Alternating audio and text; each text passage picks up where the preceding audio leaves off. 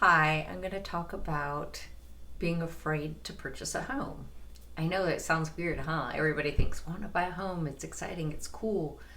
But the truth is, it could be kind of scary. And you could say, I want to buy a home, and you may save up the money or you can find out what you can afford.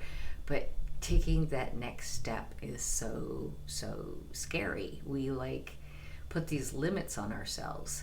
I mean, my biggest example is the story of me and my husband getting our first house.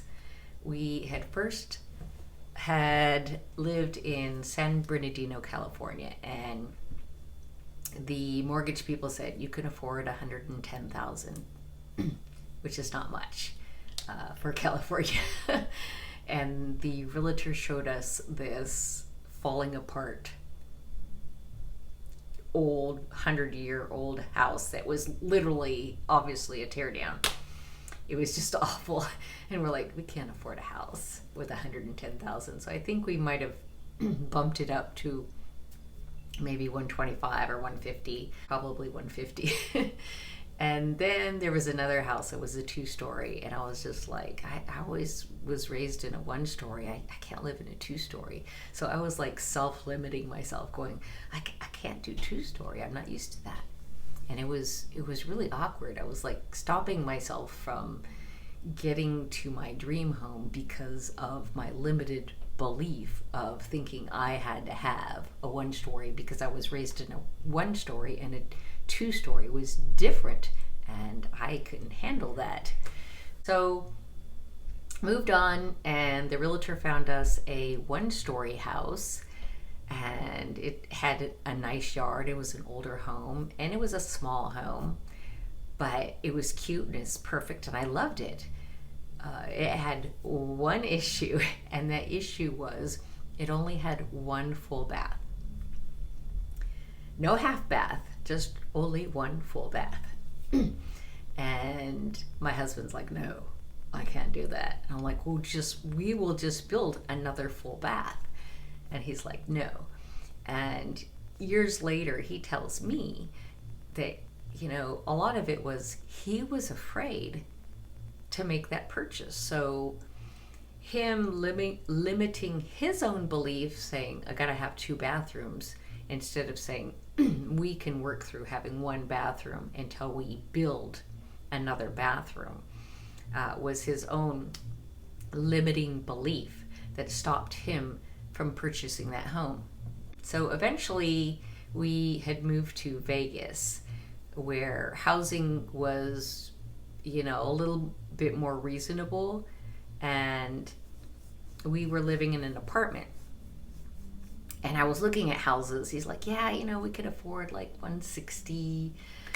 Look at houses. And I kept looking at houses, and we kept looking at houses, but we couldn't make a commitment.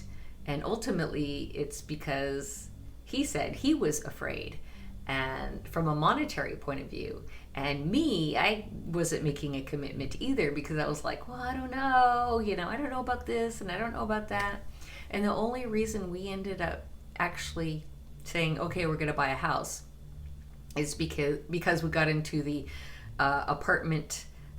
this apartment situation, to where we were upstairs, and the downstairs person started yelling and harassing from their apartment, because apparently I had no idea, but one night I had got off the treadmill, and I like to play music, and the cops came and knocking on my door, and I was like, my husband was there. I was like, what happened? Is he okay? Did something happen to him? And they're like, I don't know what you mean. Somebody called and said there was all kinds of crazy noise coming from this apartment. And I was like, what? So that's how it started. And then later it was like, yelling, like this person downstairs kept yelling and yelling and yelling, and I couldn't figure out what was going on. I was like, why is this person yelling all the time? It was like scary. And this person was doing it every time my husband was gone. So it was like kind of freaking me out. And I had my daughter with me, and she would go to school during the day, and I was like, what the hell? So eventually we got this letter saying that the downstairs neighbor had says we had caused too many disturbances and we were going to be kicked out of our apartment. And I was like, I have no idea what's going on.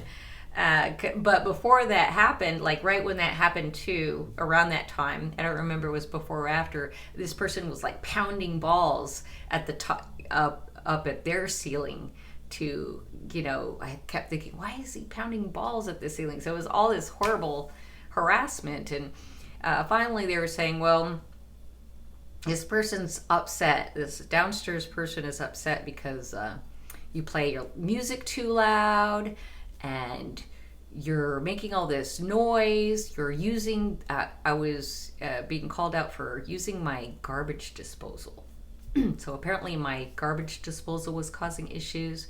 Anyways, it was all crazy, and I was finally like, you know what? I wrote a letter to them and I said, you are going to let us out of this lease without having to pay any fines. There is going to be no termination or kicking us out. None of this is going to be an issue. We're just going to walk away on even terms as long as we don't have to pay anything, and we're just going to get a house. Just call it that. We're just going to walk away from this, whatever it is. I don't have time for all this harassment stuff. So I told my husband, I'm like, we have to get a house. That's it. We're not doing this apartment thing. I don't want to be harassed because I'm living in my apartment. I want to be in a house where it's not an issue. And he was like, fine. He didn't want to deal with it either. He was like, no, I don't want to deal with this situation. So I drove around until I found this house, and it was perfect price. And, we made that commitment. But it took a lot. It took like literally, putting us in a bad position and being harassed for us to say at an apartment complex, which ironically that person below us worked for the apartment complex. So now that I know real estate, it was totally like, that would totally be like a harassment, lawsuit, fair housing issue. But I didn't know what I know now then. All I wanted to do was not be harassed anymore. So we got into a house and it was wonderful. It was perfect. And, after we got into our first home, I was like, oh my God, I never want to live in an apartment again. So that's my story of, the fear and the limits that me and my husband went through actually to have to commit to buying a house. So I understand it can be difficult. And I've dealt with buyers where they, even finding a lease home and then they finally wouldn't commit. But I could tell it's just like, they were afraid to commit to leasing a home. And, and I understand that there's a lot of people out there. I've been talking with my daughter actually this morning, and she's talking about the same thing. I really want to buy a home. And she says, but I'm afraid. What if I lose my job? Or what if I lose my babysitter? Or what if?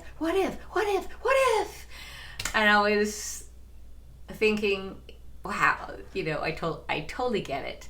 I told her, just save your money and, just keep saving your money. And just, when she's ready, she'll be ready.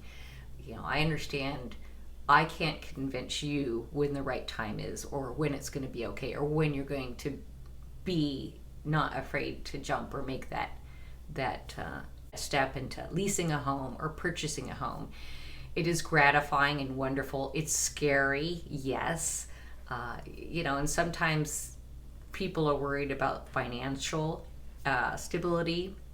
And a lot of times, it's a combination of both financial stability, being able to afford the home, and our own personal limitations and fears or not wanting to do something different or compromise. Compromise is a big thing.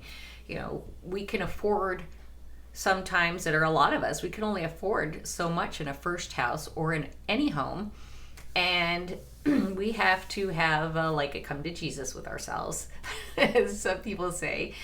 In order to get the majority of what I want, I have to compromise. I have to compromise with a 2-story. I have to compromise maybe with the main bedroom down. That was my other compromise moving here to Houston, is like I had to compromise with the first, my baby's upstairs and me downstairs. So yeah, you have to compromise.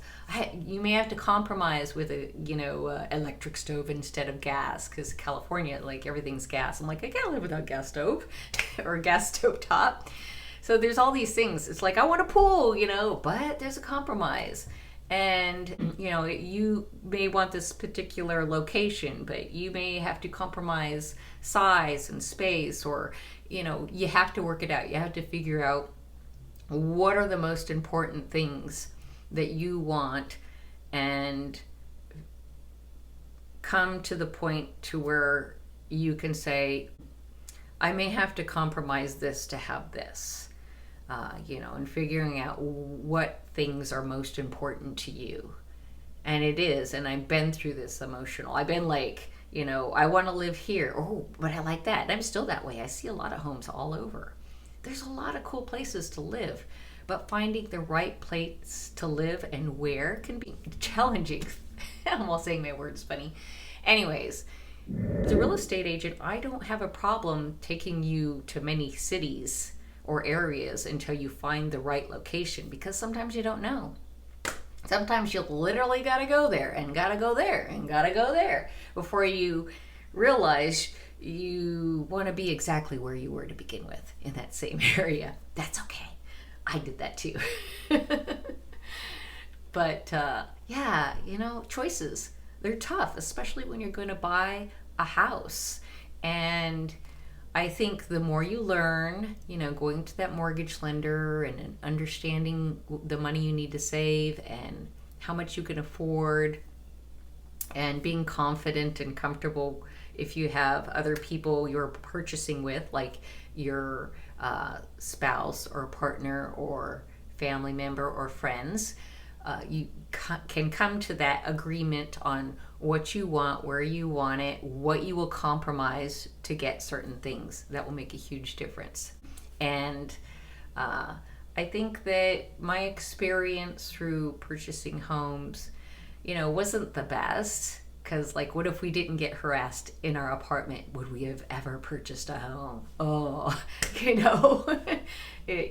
like, I don't know. But the prices were right. And, at the time, I was taking some college courses at the Nevada school, and everybody was kind of like, the rumor was, ooh, it's a good time to buy. It's a good time to buy. And I thought, oh, I gotta buy. But yeah, making a commitment to a large purchase that's the biggest purchase of your life is huge. And it's worth it. It's so gratifying. I mean, doing something different in life that you're afraid to do, actually making the steps towards doing it, even if they're baby steps, little by little, it gets you to the end of where you want to be. You just have to take one step at a time and work your way there.